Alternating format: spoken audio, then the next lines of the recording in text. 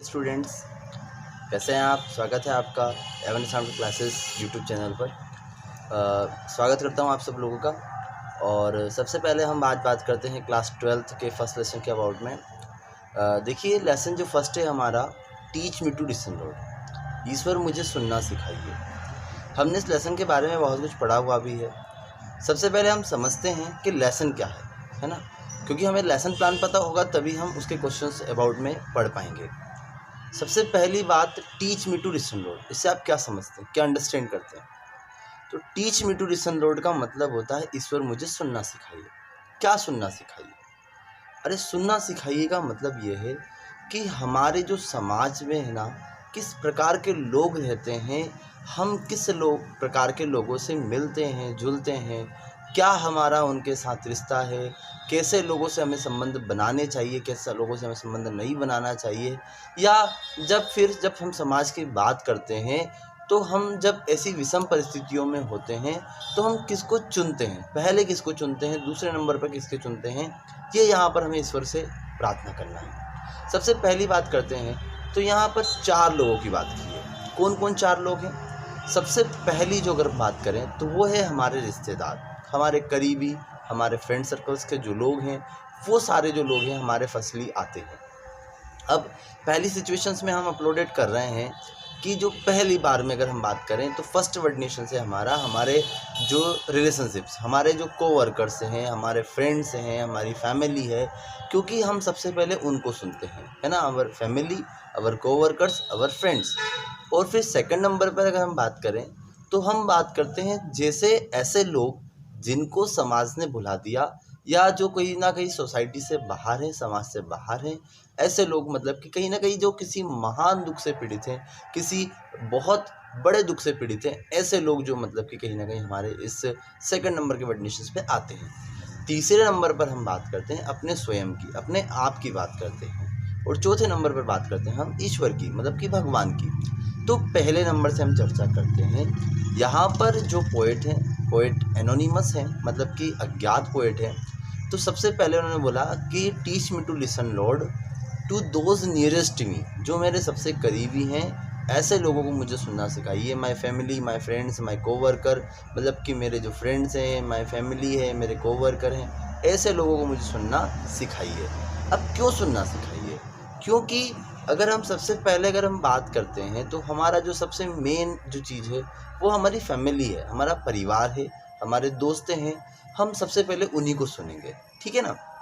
दूसरे नंबर पर उन्होंने चर्चा की, दूसरे नंबर पर जो बात की है वो बात की है जो लोग सफरिंग अ ग्रेट डील, किसी महान दुख से पीड़ित हैं, है ना, फॉरगेटन बाय सोसाइटी, जिनको समाज ने भुला दिया, और होपलेस पर्सन है, मतलब कि जो निराशावादी लोग हैं, है ना। कैसे निराशावादी लोग, मैं आप लोगों को समझाने का प्रयास करता हूँ। जैसे ये क्या होता है कि यदि कोई व्यक्ति किसी प्रतिष्ठित जगह पर भी उपस्थित है, लेकिन यदि कुछ परिस्थितियाँ ऐसी होती है जिसके कारण मतलब कि उसको अपने पद को छोड़ना पड़ता है, या कोई भी कारण हो गया कि उसे अपने पद को छोड़ना पड़ा, और धीरे धीरे मतलब उसका जो स्टेटस है वो धीरे धीरे नीचे गिरता जाता है, और वो किसी दूसरे शहर में मतलब कि चला गया, तो वहाँ के लोग उसे जानते नहीं है।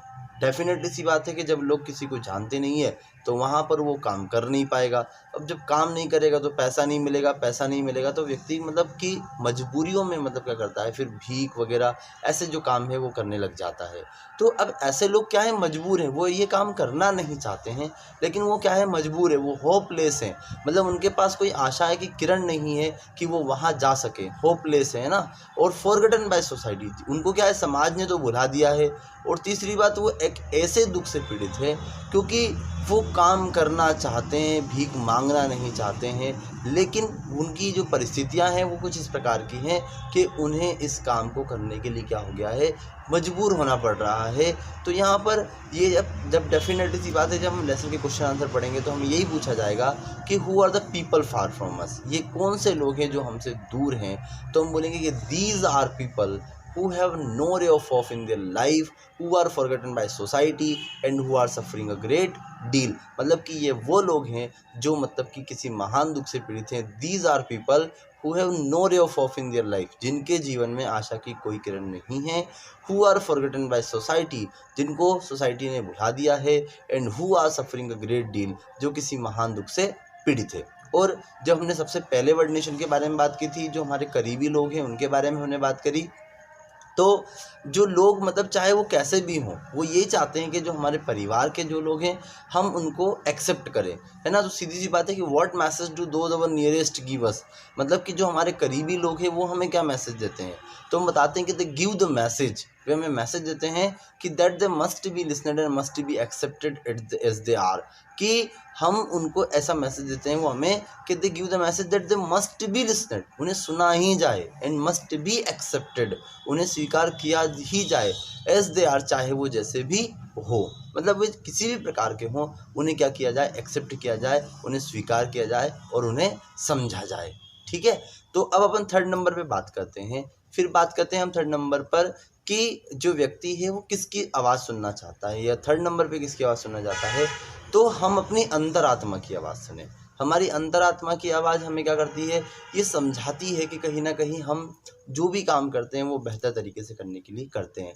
देखिए मैं एक एग्जांपल देता हूँ कि जब हम कहीं पर जाते हैं तो वहाँ मतलब कि हम ये सोचते हैं कि ये क्या मेरे लिए बेटर है, मतलब हम अपने आप के लिए ही सबसे पहले बेहतर चुनते हैं, फिर उसके बाद हम उस चीज़ों को समझते हैं। मैंने जैसे एक एग्जांपल के लिए मैंने चर्चा की कि बहुत समय पहले की बात है, बहुत समय पहले की बात नहीं कहूँगा क्योंकि ये मेरी वास्तविक घटना है, मतलब कुछ समय पहले की बात है, कुछ वर्षों की पहले की बात है कि मैं एक बार क्या हुआ कि मेरी दीदी के यहाँ पर खाना खाने के लिए गया। तो उस समय मतलब क्या था, रोड मतलब कि प्रॉपरली बना हुआ नहीं था। अब जब रोड नहीं बना हुआ था तो कच्चे रास्ते में मुझे साइकिल से जाना था। मैं गया हुआ वहाँ पर, मैंने खाना वाना खाया और मतलब मैं थोड़ा सा लेट हो चुका था। रात के लगभग 9 साढ़े 9 के लगभग बज चुके थे। 1-1.5 किलोमीटर घर से दूर था, कच्चा रास्ता था। तो जीजा जी ने कहा कि बेटा तू यहीं पर रुक जा, सुबह चले जाना। लेकिन मैंने कहा कि जीजा जी मैं चला जाऊँगा, कोई प्रॉब्लम वाली बात नहीं है। उन्होंने मुझे रास्ते तक छोड़ दिया। जब वो मुझे छोड़कर चले गए तो मैंने देखा कि वहाँ पर चारों तरफ केवल क्या था, अंधेरा ही अंधेरा था। अब मुझे लगा कि यार मतलब अब क्या होगा, मतलब कितना डर लग रहा है मुझे। तो उस कंडीशन में फिर मैंने क्या किया कि केवल एक ही इसका उपाय है।